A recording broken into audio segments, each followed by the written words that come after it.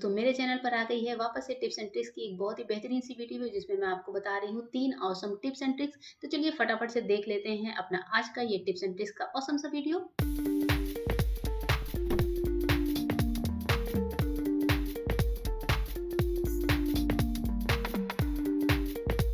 मेरी जो आज की पहली टिप्स है दोस्तों वो है तुलसी की पत्तियों को लेकर। तुलसी की पत्तियां आपको भी पता है कितनी ज़्यादा कारगर होती हैं हमारे हेल्थ के लिए, साथ ही चाय में भी बहुत ज़्यादा टेस्टी लगती हैं। घर में किसी को सर्दी जुकाम हो तो तुलसी के पत्तों की चाय बहुत ही ज़्यादा यूज़फुल होती है। पर अक्सर होता यह है कि हम तुलसी की पत्तियां हमेशा नहीं डाल पाते, क्योंकि कुछ हमारे धार्मिक रीति रिवाज होते हैं कि डेली हम तुलसी के पत्ते नहीं तोड़ सकते। तो इसके लिए आप तुलसी के पत्तों को स्टोर करके फ्रिज में रखते हैं तो वो क्या होती हैं 3 से 4 दिन बाद जो है खराब होना शुरू हो जाती हैं। तो तुलसी के पत्तों को स्टोर करने का एक बहुत ही आइडिया अच्छा लेकर आई हूँ आपके लिए कि आप क्या करें कि तुलसी की पत्तियों को तोड़ लें और उन्हें 3 से 4 पानी वॉश कर लें। वॉश करने के बाद हमें करना ये होगा कि ये कोई पैन या फिर तवा ले लें और तवे को अच्छा सा गर्म करके उस पर तुलसी की पत्तियों को इस तरह से फैला दें। और फैलाने के बाद हमें करना ये है कि फ्लेम को सिम करना है। सिम फ्लेम पर हम पत्तियों को हल्का सा ड्राई रोस्ट करेंगे और सिम फ्लेम पर ही आप देखेंगे कि पत्तियों का पानी अच्छे से सूखने लगा है, साथ ही जो है पत्तियां हल्की सी कड़क होने लगी हैं। पत्तियों को हम इतना सुखाएंगे जिससे कि जब पता चल जाए कि इसका मॉइस्चर अच्छे से सूख गया है। और इस प्रोसेस में सिर्फ 40 सेकंड से 1 मिनट तक का टाइम लगेगा, बहुत ज़्यादा इसे जलाना नहीं है। पत्तियां जब हल्की सी क्रिस्पी सी होने लगे तब हम क्या करेंगे कि गैस को बंद कर देंगे और पत्तियों को थोड़ा सा ठंडा कर लेंगे। और इस पूरे प्रोसेस में लगभग 1 मिनट का टाइम लगा है, तो यहाँ पर मैं अभी आपको आगे भी दिखाती हूँ। साथ ही एक चीज़ और बता दूँ कि इसे हम स्टोर करेंगे चाय के लिए। तो यहाँ पर मैं अपने घर में चाय के लिए इन तुलसी की पत्तियों को स्टोर कर रही हूँ और आप देख रहे हैं 1-2 पत्तियाँ जो चिपक गई हैं उससे भी कोई बात नहीं है, वो जब क्रिस्पी हो जाती हैं तो आसानी से टूट जाती हैं।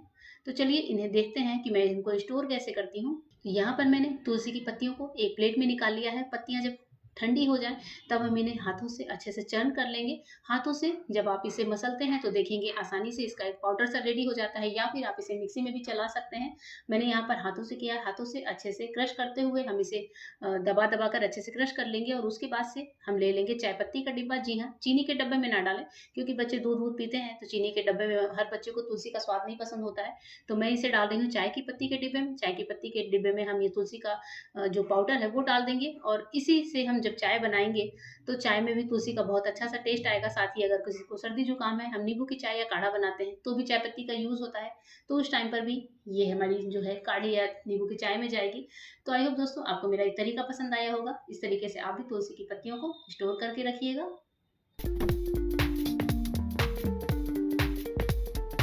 आज की जो मेरी दूसरी टिप है दोस्तों वो है फटाफट से लहसुन छीलने को लेकर है कि जब आपको लहसुन को कम छीलना हो, मतलब आपको लहसुन कम क्वांटिटी में चाहिए तो आपको कैसे छीलना है, या फिर आपको ज़्यादा क्वांटिटी में चाहिए जैसे अचार वगैरह बनाना है या फिर कहीं पर ज़्यादा सब्जी में यूज़ करना है, तो आप लहसुन को कैसे छीलकर अच्छे से स्टोर कर सकते हैं।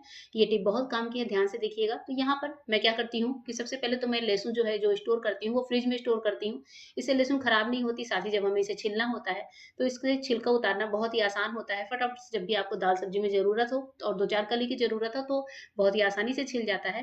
तो यहाँ पर मैं क्या करूँगी कि पहले सारी कलियों को निकाल कर अलग कर दूँगी और उसके बाद से हमें ज़रूरत होगी एक नाइफ़ की। जी हाँ, यहाँ पर मैं जो लहसुन छीलना आपको बता रही हूँ वो नाइफ़ की हेल्प से बता रही हूँ। तो नाइफ़ से हम क्या करेंगे कि बहुत ही हल्का-सा ये जो हमारा ऊपर का पार्ट है, हम इसको काट कर अलग करेंगे। तो आप ध्यान से देखिएगा वीडियो में कि मैं यहाँ पर कैसे कर रही हूँ। मैंने इसका एक पार्ट हल्का-सा नाइफ़ से काट कर अलग किया और जैसे ही मैंने नाइफ़ से इसका एक पार्ट का छिलका उतारा, वैसे ही सारे पार्ट के छिलके अपने आप उतर कर फटाफट से निकल जाते हैं। और इस तरीके से आपको मुश्किल से 2 से 3 सेकंड भी नहीं लगते एक लहसुन को छीलने में। तो जब भी आपको दाल सब्जी में चाहिए तो कुछ इसी तरीके से आप एक नाइफ़ की हेल्प से लहसुन को आसानी से छील सकते हैं। तो जब मुझे इंस्टेंट ज़रूरत होती है किचन में तो मैं यही वाला तरीका आज़माती हूँ। वैसे तो ज़्यादातर मैं लहसुन को छील कर स्टोर करके रखती हूँ अपनी ज़रूरत के हिसाब से, पर अगर मैं कभी स्टोर नहीं कर पाती तो मैं यही तरीके से दाल या सब्जी में इंस्टेंट यूज़ करती हूँ। और मुश्किल से मुझे 1 मिनट भी नहीं लगता जब एक पूरी लहसुन मैं छील कर तैयार कर लेती हूँ। तो बस आपको एक नाइफ़ चाहिए, इस तरीके से आप लहसुन को छील कर तैयार कर लेंगे। तो आई होप आपको मेरा ये तरीका समझ आ गया होगा। इसके बाद से चलिए बढ़ते हैं अपने दूसरे तरीके पर। जब हमें चाहिए होता है कि हम लहसुन ज़्यादा स्टोर करना होता है या फिर अचार बनाना होता है, तो अब यहाँ पर ये जो लहसुन है इनको मैंने कलियों को अलग कर लिया है और इसके बाद से हम यहाँ पर डालेंगे सरसों का तेल। बहुत थोड़ा सा लगभग 1 टीस्पून सरसों का तेल ऐड करेंगे। सरसों का तेल नहीं है तो आप कोई सा भी कुकिंग ऑयल यूज़ कर लें और तेल को अच्छे से हम लहसुन की कलियों पर रब करेंगे, मतलब चुपड़ देंगे, जिसको बोलते हैं चुपड़ना, उसको जो है यहाँ पर कलियों पर ऐसा इसे रब करेंगे कि सारी कलियों पर ले जो सरसों का तेल है वो आसानी से लग जाए। और अब इसके बाद से हमें करना क्या है वो देख लेते हैं। बहुत ही आसान तरीका है, बहुत ही सिंपल सी ट्रिक है लहसुन को छिलके के उतारने की। तो चलिए इसे रब करके मैं छोड़ती हूँ, और इसके बाद से हम गरम करेंगे एक कढ़ाई या फिर तवा या फिर पैन, कुछ भी आप कोई सा बर्तन ले सकते हैं। मैंने यहाँ पर पैन लिया है, पैन को हल्का सा गर्म किया है, और इस गर्म पैन में हम डाल देंगे अपनी लहसुन की तेल लगी हुई कलियों को। अगर आप पैन में ये काम नहीं करना चाहते तो आप इस लहसुन को माइक्रोवेव में 30 से 40 सेकंड के लिए हल्का सा कुक कर लें, तो आपका ये काम आसान हो जाएगा। मैं यहाँ पर पैन में कर रही हूँ, और अभी मैंने फ्लेम को सिम किया है। सिम फ्लेम पर हम इसे 1 मिनट तक इसी तरह से हल्का हल्का घुमा फिरा कर चला लेंगे, जिससे कि जब कलियों में हल्की सी आ जाती है गर्माहट, और कलियां जब तेल लगी हुई होती हैं इनमें गर्माहट आती है, तो इसके छिलके अपने आप फटने लगते हैं, मतलब फट कर उतरने लगते हैं। ये बहुत ही आसान तरीका है, क्विक तरीका है ज्यादा लहसुन की कलियों को एक साथ छिलने का। तो यहाँ पर हम क्या करेंगे कि इसे 1 मिनट तक चला लेते हैं। 1 मिनट के बाद देखते हैं कि हमें करना क्या है। तो अब यहाँ पर 1 मिनट के बाद मैंने पैन से सारे लहसुन को निकाल लिया है और इसे रख दिया थाली में। जब ये हल्का सा ठंडा हो जाए, छूने लायक हो जाए, तब हाथों से इसे हम इस तरीके से मसल लेंगे, और मसलते ही आप देखेंगे कि लहसुन अलग, उनके छिलके अलग होते जा रहे हैं धीरे धीरे। आपको ये प्रोसेस बस 20 से 25 सेकंड तक करना है। बहुत ही आसान तरीका है दोस्तों इस तरह से लहसुन छिलने का।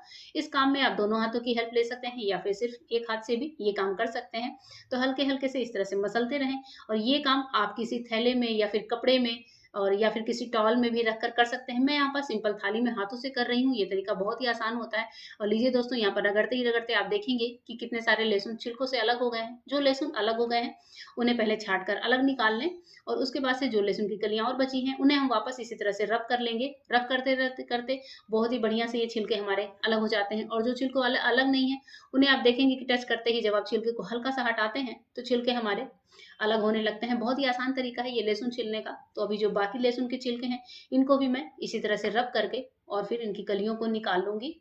तो यहाँ पर बाकी लहसुन जो बचे हैं इनको भी मैं इसी तरह से दोनों हाथों की हेल्प से कर लूंगी। तो आप देख रहे हैं कि बाकी लहसुन भी निकल के फटाफट से अलग हो जाएगी। तो हमें इतने सारे लहसुन को छिलने में 1.5 से 2 मिनट का भी टाइम नहीं लगा। बहुत ही आसानी से ये छिलके निकल कर अलग हो जाते हैं। देखिए मैंने प्लेट भर के लहसुन छील कर तैयार कर लिए हैं मुश्किल से 2 से 3 मिनट में। तो बस हमारे यहाँ पर लहसुन सारे छील कर तैयार हैं। और अब इस थाली में सिर्फ छिलके ही बचे हैं, इनको मैं हटा दूंगी। 1-2 कलियां हैं उनको बाद में मैं निकाल लूंगी। और यहाँ पर हमारी 1 प्लेट भर के लहसुन छील कर रेडी हो गई है। इसका आप चाहे तो अचार डालें या फिर फ्रिज में स्टोर करें, महीनों दिन तक के लिए खराब नहीं होती है। टिफिन में भरकर आप एयरटाइट डिब्बे में डालकर फ्रिज में रख लें, तो लहसुन की कलियां सेफ होती हैं। मैं भी इसी तरह से स्टोर करके रखती हूँ। तो आपको मेरा लहसुन छिलने का तरीका कैसा लगा कमेंट में जरूर बताइएगा। मेरी आज की जो तीसरी टिप है दोस्तों वो है अनार छीलने को लेकर। अनार छीलना एक थोड़ा सा सर दर्द का काम होता है स्पेशली हम सब के लिए। तो यहाँ पर मैं क्या करूंगी कि अनार को 2 टुकड़े में इस तरह से काट लूंगी। तो आप देख रहे हैं मैंने टुकड़े कैसे काटे हैं, मैंने बीच से काटे हैं। जो नाके वाला हिस्सा है उसको साइड रखा है, और उसके बाद से हम ले लेंगे एक ऐसा नाइफ जिसका कि पीछे का बेड जो है वो थोड़ा मोटा हो, नाइफ जो है कम धारदार हो, जिससे हमारी उंगली में चोट लगने का डर ना हो। और उसके बाद से नाइफ के पिछले हिस्से से हम इस तरह से वार करते जाएंगे, और नीचे एक प्लेट रख लें। तो इस तरह से क्या होगा कि अनार के सारे दाने प्लेट में गिरेंगे, और हमारी फिंगर से होते हुए ये सारे दाने प्लेट में कब आ जाते हैं हमें पता ही नहीं चलता है। और जो 1-2 पीले पत्ते हैं उन्हें निकाल कर अलग कर लें। और मेरी थोड़ी सी यहाँ पोपट हो गई क्योंकि मैंने जो अनार छीला वो लाल नहीं निकले, वो अंदर से दाने व्हाइट हैं, पर कोई बात नहीं, आपको टिप्स मिल गई। तो यहाँ पर मैं दूसरे पार्ट को भी कुछ इस तरीके से और पट पट करके निकाल लूंगी। आप चाहें तो यहाँ पर किसी बेलन का या फिर किसी स्पून का भी यूज कर सकते हैं। मैं यहाँ पर नाइफ का ही यूज करती हूँ, मुझे नाइफ से करना बहुत ज्यादा आसान लगता है। तो इस तरह से जब हम इसके दाने निकाल लेते हैं तो बच्चों को फटाफट दे सकते हैं या फिर फ्रिज में स्टोर करके रख सकते हैं। बहुत ही आसान तरीका है दोस्तों। तो दोस्तों आशा करती हूँ कि आपको मेरे आज के टिप्स एंड ट्रिक्स की वीडियो पसंद आई होगी। वीडियो पसंद आई है तो चैनल को सब्सक्राइब करिएगा, वीडियो को लाइक करिएगा, अपने कमेंट से मुझे फीडबैक दीजिएगा, मुझे इससे बहुत ज़्यादा मोटिवेशन मिलती है। साथ ही सब्सक्राइब करते समय एक छोटा सा बेल आइकॉन आता है, उसे प्रेस करना मत भूलिएगा, जिससे मेरे सारी वीडियो की नोटिफिकेशन आपको मिलते रहे। फिर मिलूंगी दोस्तों अपने नए वीडियो में, तब तक के लिए गुड बाय, थैंक यू।